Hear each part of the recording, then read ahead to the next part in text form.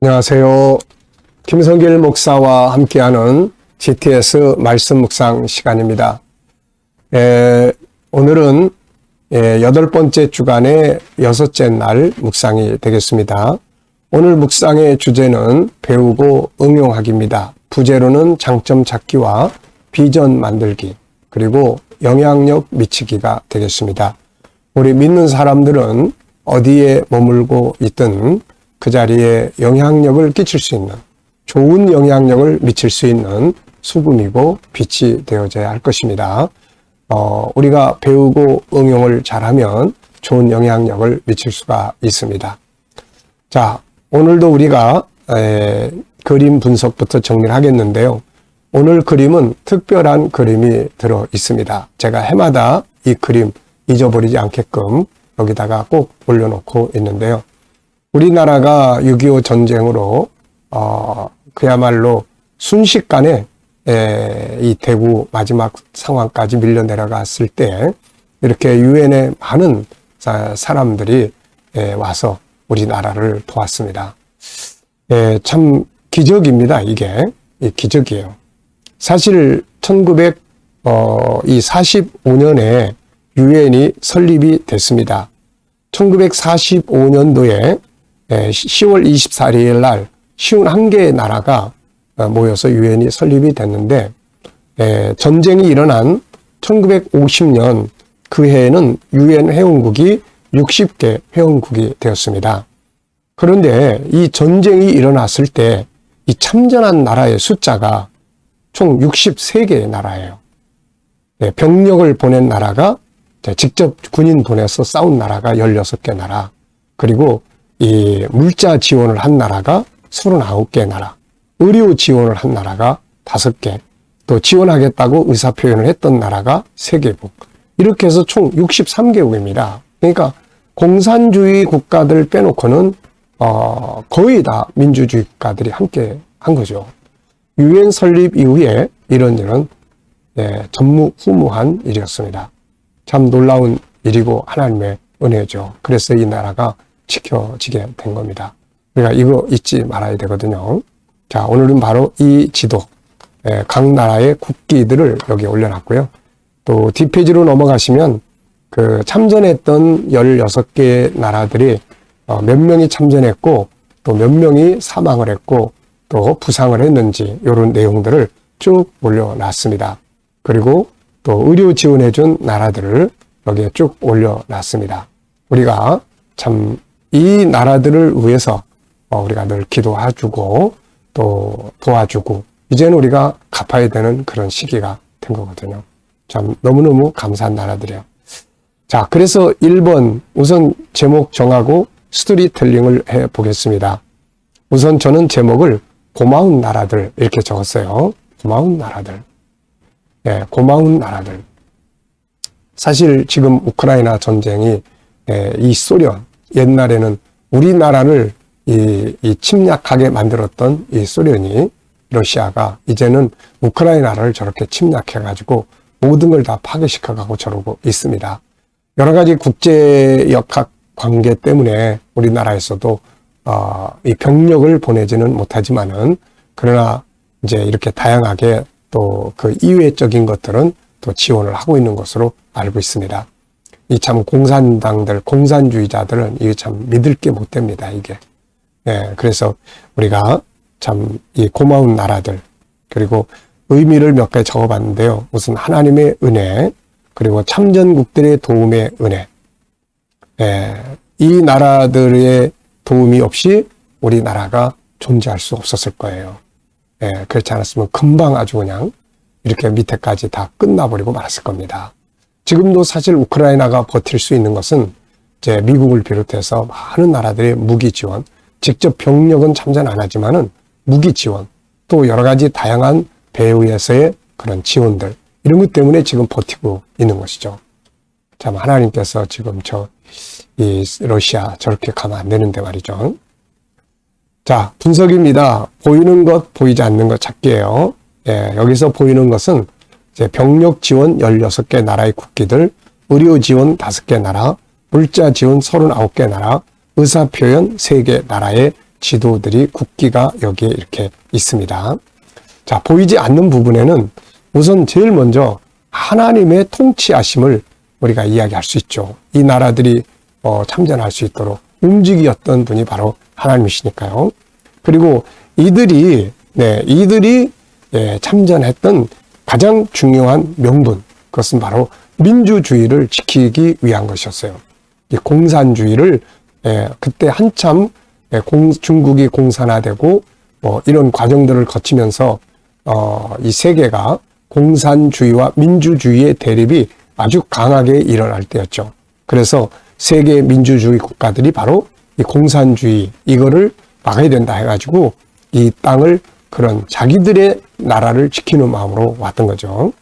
그리고 이들이 와서 보이지 않게 수많은 사람들이 희생을 했습니다. 정말 미안하고 또 감사한 일이죠. 그 결과로 이렇게 이제 우리가 일어난 거죠. 그래서 보이지 않는 이면에는 이런 많은 아픔과 슬픔과 감동과 이런 것들이 있는 거죠. 자, 세 번째는 그림에서 가장 중요한 것은 무엇인가요? 저는 하나님의 통치하심 이렇게 적어봤습니다. 자, 네 번째 연상법입니다. 한번 눈 감으시고 이 지도들, 이 국기들 한번 쭉 기억을 해보시기 바랍니다. 다 기억하기 어렵겠지만은 먼저 병력 참전 16개 나라, 그 다음에 의료 참전 5개 나라, 그리고 물자 지원 39개 나라, 그리고 또 의사표현한 나라 3개 나라, 이렇게 총 63개의 나라입니다. 자, 그리고 이 그림과 관계된 또 성경 말씀, 제가 이 그림을 보면서 떠오르는 성경이 몇 군데 있었어요.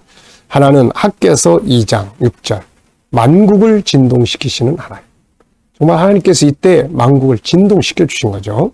스가랴서 6장, 내 말들이 이리저리 뛰어다니면서 역사를 움직였던 그 역사의 현장이 이때 당시 우리 대한민국이었죠.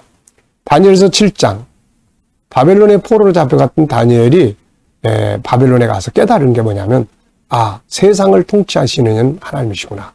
하늘의 보좌에서 세상을 통치하시는 하나님의 역사를 본 것이죠. 이때 하나님께서 세계를 이렇게 통치를 하셨던 거죠.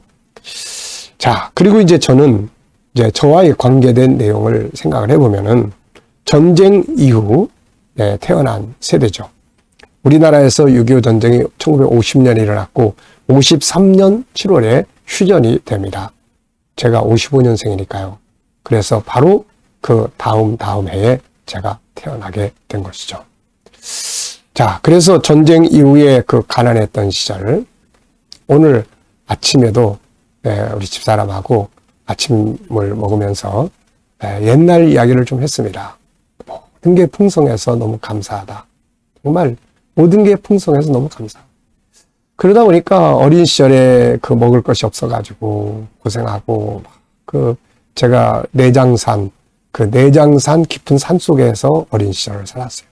아마도 부모님들이 이 가난하고 힘드니까 고향을 떠나서 그 화전민처럼 그 안에서 이렇게 살으셨던 것 같아요.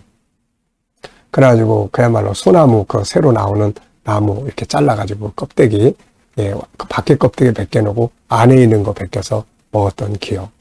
또 이렇게 땅속에 있는 그 칡이나 이런 것들 캐가지고 먹었던 기억. 그리고 이제 추수하고 나면은 그 이삭주우러 다녔던 그런 기억. 나중에 이제 거기서 나와가지고 정읍으로 제가 학교를 다니기 시작해가지고 정읍으로 이사를 나왔는데, 거기서 이제 학교에 가니까 이제 옥수수죽 끓여가지고 반별로 바켓스에 끓여가지고 나눠주던 그런 기억들. 그리고 구제품 그 우유 이렇게 그거 깨가지고 달고나 하고 그랬는데, 그거 구제품으로 주면 그거 하나 입에다 넣고 깨질까봐 그렇게 먹었던 기억. 나중에 이제 초등학교 3학년이 돼가지고 서울에 올라오니까 이제 이 초등학교에서 옥수수 빵을 주더라고요. 학교에 가니까 옥수수 빵. 그러면서 살았던 그런 기억들이 납니다. 지금은 참 먹을 게 너무 풍성해서 난 저거 안 먹어, 난 그런 거 안 먹어 그러지만은 그때는 사실 그렇게 할 수도 없는 시대였죠. 참 눈물 나고 또 하나님의 은혜가 감사하고 또 이렇게 이 나라가 번성하도록 애써줬던 많은 사람들의 수고가 감사하고 그렇죠. 자, 여기서 또 우리 아이들은 수학도 한번 챙겨보시기 바랍니다. 수학, 이 속에 들어있는 수학 공식. 네. 자, 상상력 키우기입니다. 이 그림 가운데 두시고 앞에는 어떤 그림을 그리면 좋을까요? 저는 북한이 소련제 탱크를 앞세우고 이 쳐들어오는 그런 이야기를 그려볼 것 같습니다. 그리고 유엔에서 이렇게 나라들을 파병시켜주고 그리고 지금은 번영한 대한민국. 네, 우리가 이 은혜 정말 잊지 말아야 합니다. 자, 미래는 어떻게 살고 싶은가요? 그렇다면 지금 뭘 해야 될까요? 오늘도 미래 비전 적으시고 또 기도 한 번씩 하시고 지나가 보시기 바랍니다. 자, 오늘 본문 말씀 읽어보겠습니다.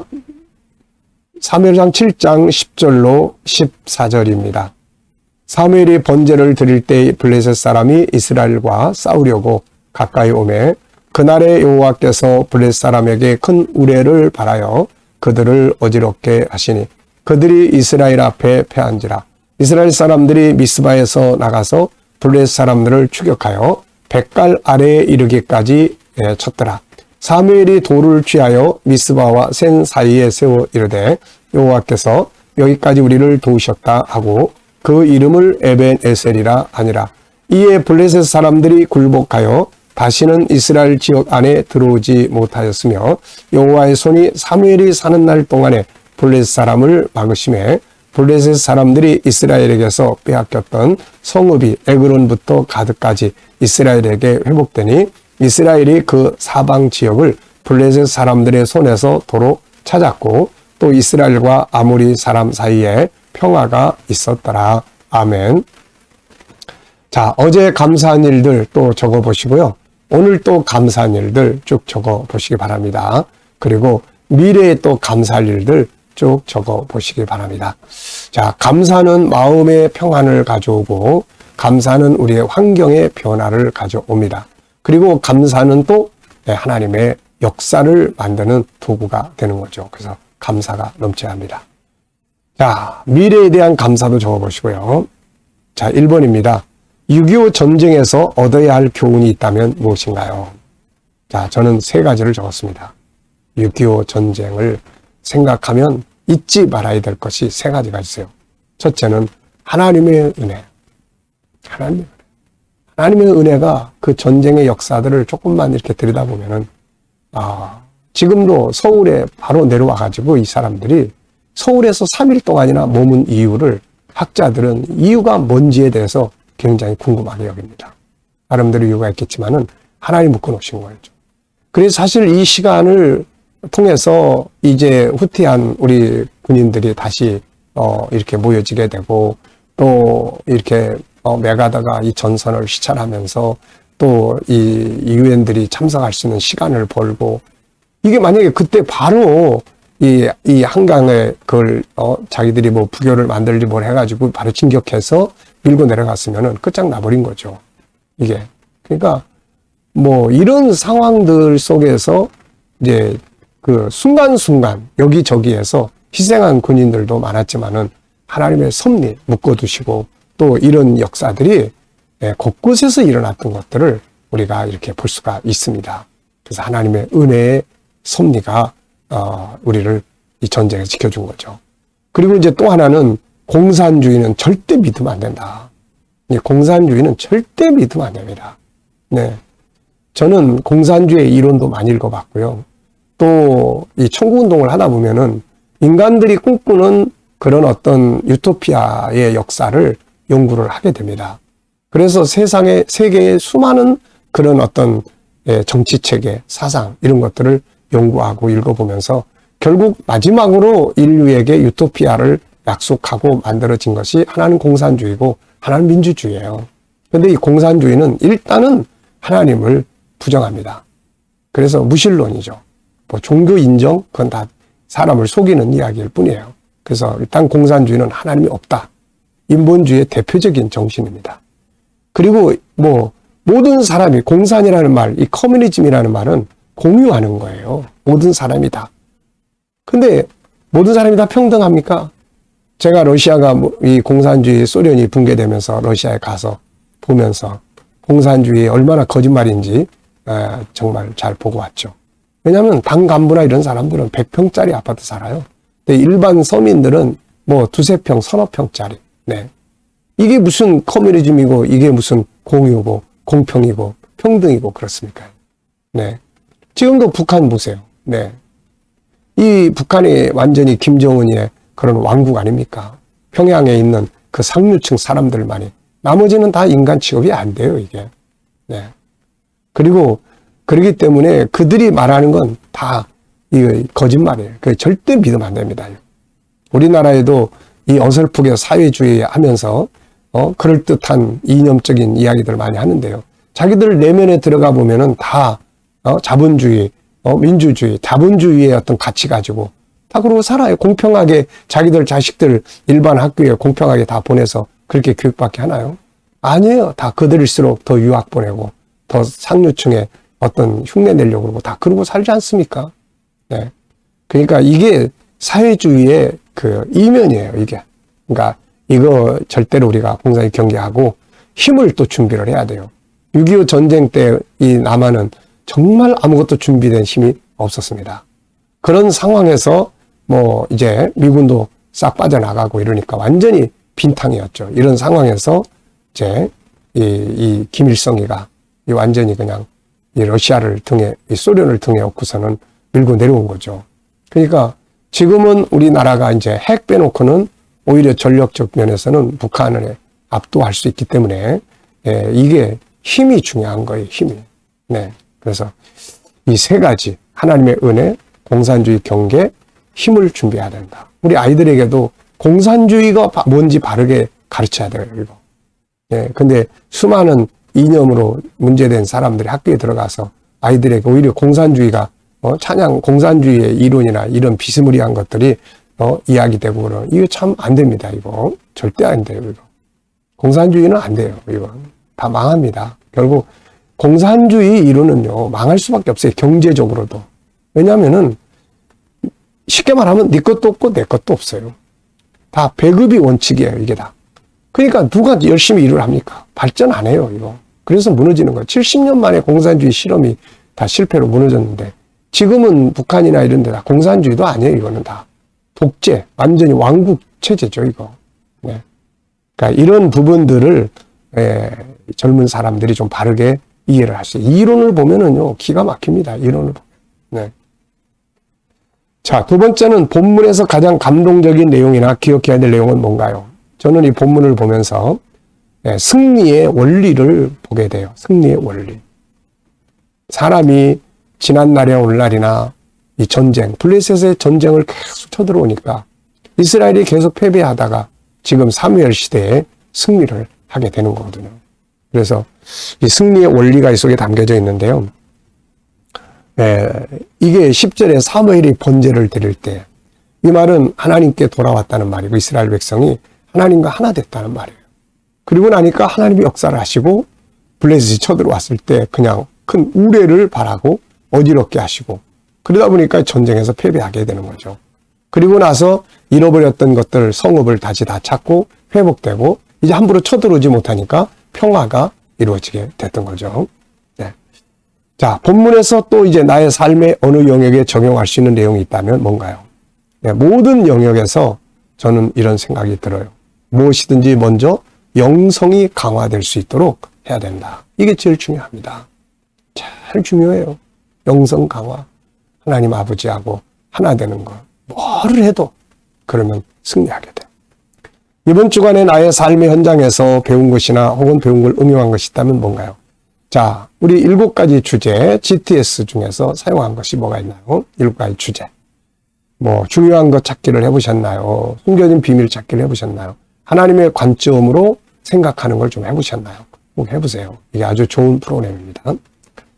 자, 14절에서 질문 만들기예요. 14절 읽어보겠습니다. 블레셋 사람들이 이스라엘에게서 빼앗았던 성읍이 에그론부터 가드까지 이스라엘에게 회복되니 이스라엘이 그 사방 지역을 블레셋 사람들의 손에서 도로 찾았고 또 이스라엘과 아모리 사람 사이에 평화가 있었더라. 자, 여기서 중요한 단어가 회복되었다. 네. 그리고 다시 찾았다. 이런 말이에요. 빼앗겼던 것들. 자, 그래서 저는 질문을, 이들이 다시 회복할 수 있었던 원인은 뭔가? 그 원인은 하나님이 함께 하셨기 때문에. 그리고 하나님이 함께 하셨던 원인은 뭔가? 이스라엘이 하나님 앞에 돌아온 거죠. 이게 승리의 원리입니다. 자, 나의 영적 생활에 대해서 질문 만들어 보겠습니다. 여러분들의 영적 생활에 대해서 스스로 셀프 질문을 한번 만들어 보시죠. 저는 나의 영적 생활에서 더 발전해야 될 부분은 무엇인가? 그래서 더 깊은 기도 생활, GTS, 더 사명, 이런 것들을 좀 적어봤습니다. 자, 옆에 페이지 보시면은 참전한 나라들, 이 땅에 와가지고 생명을 바쳐준 사람들. 미국, 네. 전사자가 참전 인원이 48만 명인데요. 전사자가 3만 6천 명. 참, 이 3만 6천 명. 네. 이 어마어마한 사람들이, 부상자는 9만 2천 명. 미국에 대해서 뭐 이러쿵저러쿵 하는 사람들 많은데, 그러나 정말 이런 부분 잊지 말아야 됩니다. 네. 그리고 여기 보면은 뭐, 에티오피아 같은 나라도 3,518명을 보내가지고, 예, 121명이 그 아프리카의 사람이 이 땅에 와서 그 어느 산골짜기에서 목숨 바쳐준 거거든요. 참, 잊을 수 없는 이야기들이죠. 네. 그 뒤에 이런 말이 나옵니다. Freedom is not free. 자유는 거저 주어지는 것이 아니다. 자, 오늘도 우리 묵상하고 마치겠습니다. 주님 감사합니다. 오늘도 묵상으로 하루 시작합니다. 복된 하루 되게 하여 주옵소서. 특별히 이 나라를 위해서 참전했던 많은 나라들, 또 물자를 지원했던 나라들, 여러 가지로 도왔던 나라들, 그 나라들이 잘 될 수 있게 하시고 그 자손들이 다 복을 받게 하여 주시옵소서. 주여, 피와 눈물로 세워진 이 나라를 주여, 오늘도 북한 공산당들은 시탐탐 노리고 있습니다. 이들의 어리석음이 다 무너지게 하여 주시고 이 대한민국의 민주주의가 주님 오신 날까지 지켜지게 하여 주셔서 세계를 선교하는 데 크게 쓰임받는 나라가 되게 하여 주옵소서.